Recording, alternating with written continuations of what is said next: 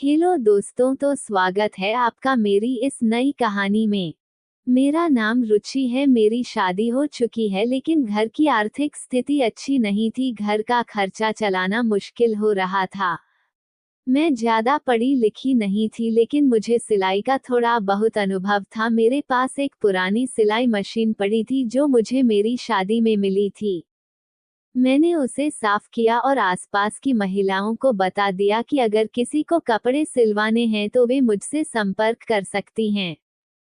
धीरे धीरे मुझे काम मिलने लगा। मैंने मोहल्ले की महिलाओं के कपड़े सिलने शुरू कर दिए। अगर मैं पढ़ी लिखी होती तो शायद कहीं नौकरी कर लेती, लेकिन हालात ने मुझे इस काम को अपनाने पर मजबूर कर दिया। मेरा घर अब पहले से ज्यादा सही लगने लगा, क्योंकि हर दिन कोई ना कोई कपड़े देने या लेने आता था। मेरे कोई बच्चे नहीं थे, इसलिए इस सिलाई के काम से घर में रौनक बनी रहती थी और कुछ पैसे भी मिलने लगे, जिससे घर का खर्च थोड़ा संभलने लगा था। समय के साथ मेरा काम बढ़ने लगा। अब दूर दूर से भी महिलाएं मेरे पास कपड़े सिलवाने आने लगी। काम इतना बढ़ गया था कि मेरे लिए अकेले संभाल पाना मुश्किल हो गया था। मैंने मोहल्ले की कुछ लड़कियों को सिलाई का काम सिखाना शुरू किया और बदले में उन्हें कुछ पैसे भी दिए। शुरू में उन्हें बहुत दिक्कतें आई। कभी कपड़ा मशीन में फंस जाता, कभी सुई टूट जाती तो कभी मशीन खराब हो जाती। तभी एक दिन मेरी एक लड़की सुमन की मशीन खराब हो गई और कपड़ा मशीन में अटक गया था। लेकिन मेरी बहुत कोशिशों के बावजूद मशीन ठीक नहीं हुई। मजबूरन मैंने उसे छुट्टी दे दी और कहा कि वह अपनी मशीन ठीक करवा कर आए। जब वो घर जाने लगी तभी मेरा भाई करण खाना खाने के लिए घर आया। मैंने खिड़की से देखा कि वह सुमन से पूछ रहा था कि वह छुट्टी क्यों ले रही हो। सुमन ने बताया कि उसकी मशीन खराब हो गई है और उसे ठीक करवाने बाजार लेकर जाना पड़ेगा।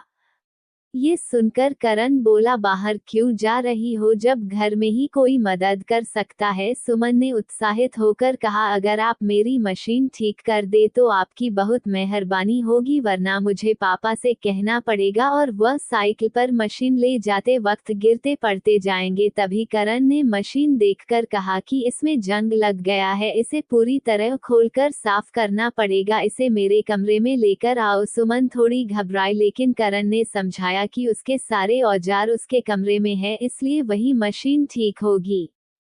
सुमन मशीन लेकर उसके कमरे में चली गई। मैंने खाना गर्म करके चारपाई पर रख दिया, लेकिन काफी देर तक दोनों कमरे से बाहर नहीं आए। मैं थोड़ा चिंतित होने लगी। काफी देर बाद सुमन बाहर आई और खुश होकर बोली, दीदी मशीन ठीक हो गई। मुझे राहत मिली कि मशीन ठीक हो गई और हम अपने अपने काम में लग गए। थोड़ी देर बाद करण भी आया और खाना खाने बैठ गया। हमारे पड़ोस में शादी थी और उन्होंने अपने सारे कपड़े सिलने के लिए मुझे दिए थे। समय कम था, इसलिए मैं थोड़ी घबराई हुई थी, लेकिन भाई ने मशीन जल्दी ठीक कर दी, जिससे मेरा काम आसान हो गया। खाना खाते हुए वह बोला, आगे से अगर किसी की भी मशीन खराब हो जाए तो मुझे बता देना, मैं मदद कर दूंगा। मैं उसकी बात सुनकर हंस पड़ी, कारण पिछले 3 सालों से शहर में काम कर रहा था। हर 5 महीने में वो कुछ दिनों के लिए घर आता। इस लंबे समय में घर में मेरे साथ मेरे सास ससुर और मेरा छोटा भाई ही रहते थे। मेरे सास ससुर बुजुर्ग और बीमार थे, इसलिए ज्यादातर समय अपने कमरे में ही रहते थे। करण 23 साल का था, लेकिन उसने एक छोटी सी दुकान खोल ली थी जहां वह मशीनें ठीक करता था। मैंने कई बार कहा कि वह पढ़ाई पर ध्यान दे, लेकिन उसका एक ही जवाब होता था, दीदी घर का खर्चा भी तो चलाना है। वह जब भी घर पर होता है मेरी सिलाई मशीनों की चिंता दूर हो जाती। आसपास की लड़कियां जो मुझसे सिलाई सीख रही थी, अगर उनकी मशीन खराब होती तो करण झट से उसे ठीक कर देता। एक दिन फिर वही हुआ, सुमन की मशीन फिर से खराब हो गई। मुझे गुस्सा आ गया और मैंने उसे डांट दिया, इतने दिनों से सिखा रही हूँ। फिर भी मेरा भाई हमेशा लड़कियों से अच्छे संबंध बनाकर रखता था। उसने हंसते हुए कहा, दीदी इसका कोई कसूर नहीं, आजकल की मशीनें जल्दी खराब हो ही जाती हैं। मुझे उसकी बात सही लगी।